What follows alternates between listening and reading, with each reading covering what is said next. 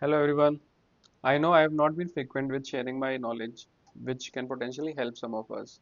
I've been traveling very frequently last week, but I'll be more frequent now in terms of sharing the knowledge. Okay. Let's talk about the secret of high performing teams. Uh, we all have been in a situation or in a place where either we have built or nurtured a high performing team. High performing team is a very important aspect of scaling as a leader. Some of us think that the team that this is easy to create, it is very easy to go ahead with, or some of the think that it is very difficult. So in this video today, let's discuss about the 5 points in which you can create and nurture a high performing team. Uh, First of all, breaking the myth.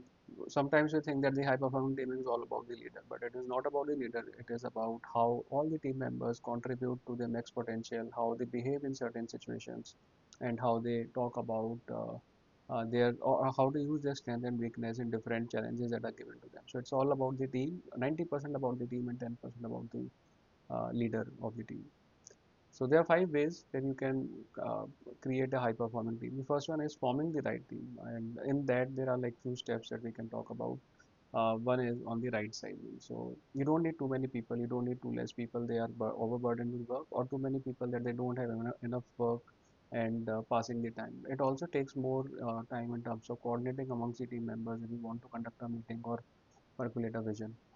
So keep the right size of the team, put it in the diverse skill set. Think it about as a orchestra, as an orchestra. Somebody should know how to sing, somebody should know how to play a guitar, somebody should know how to drum in that band, and then all of these things should happen in synchronization so that it creates a perfect symphony. Um, think of it a high performing team in a similar manner. So each of the members should complement each other's skill sets and hence help you perform on the highest potential.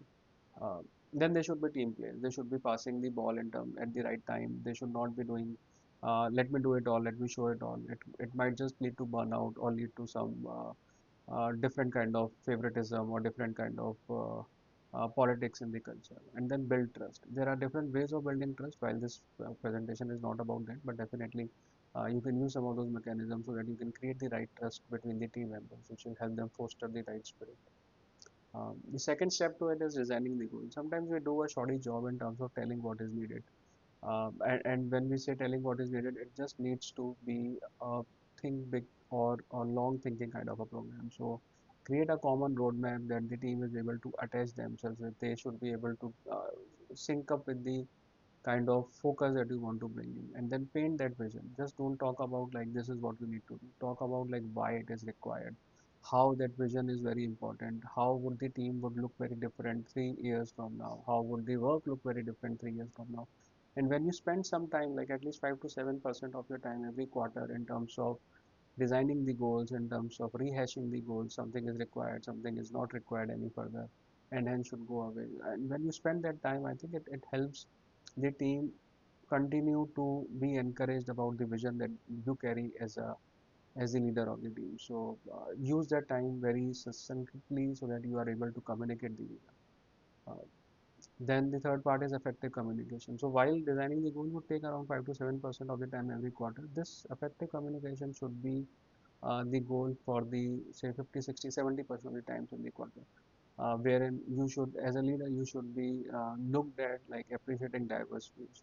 So if there are 10 yeses in a room and somebody comes up with a no, just don't discuss that person saying, hey, you always come with a no. Appreciate, understand why that no is coming out, what is the concern that the person is bringing to the table, and then discuss it openly. This helps the team to create a very safe environment where they can come up with uh, a different view, which will help the team to take the right course of action or find some uh, hidden blockers. Uh, Leaders speak the last. Don't be like get jumping into the discussion or encourage like talking in the beginning because it just uh, makes some of the team members go away who will have a diverse opinion. So speak your mind in the last. Listen about everyone. Say that what they are saying, why they are saying, and how it is important to the journey of the goal. And again, listen without judgment. Should not be passing on some of the remarks after the meeting saying, hey, you came up with such and such answers. So that is one way of creating the right communication. And then there are different ways of effective communication, but this will definitely help setting up the high performing team. Then fair reviews is another part of the step which needs to which needs to happen to build a high performing team, which also means consistency and direction. Going every time left and right may confuse the team. So how do you build the right consistency in the direction? Bring unbiased discussion onto the table. Don't be bothered about one last instance or one bad instance for somebody's review. It should be data-based mechanism. The goal should be number-based. It becomes very easy to handle numbers. It becomes very difficult to handle emotions. Always counter emotions to see that how much we can objectify it with numbers and give candid feedback. Use instances, use numbers to say how things have happened and how things should have happened. This will help improve the appreciation of your feedback, and the team members will be able to learn more from you. Then last but not the least, as a leadership, make yourself available. You can't just be busy every time. If your team needs you, you should be there. Make them feel that they are important to you. You are invested in your team success, in their success, in your team success.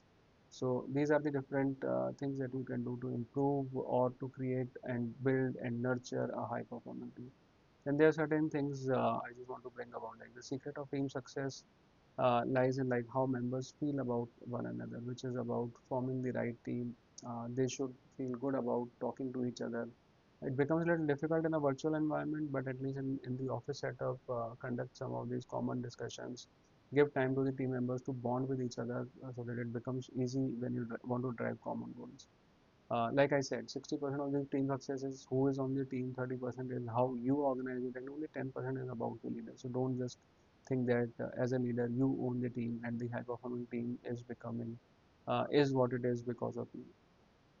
Um, then being a leader is an informal role. You don't have to wait for a promotion to be a leader. You just need the qualities of the leader. Promotions don't create leaders, rather it is vice versa. So leaders create promotions. So moment you are leading the right teams, moment you are showing the right results, you will definitely get promotion.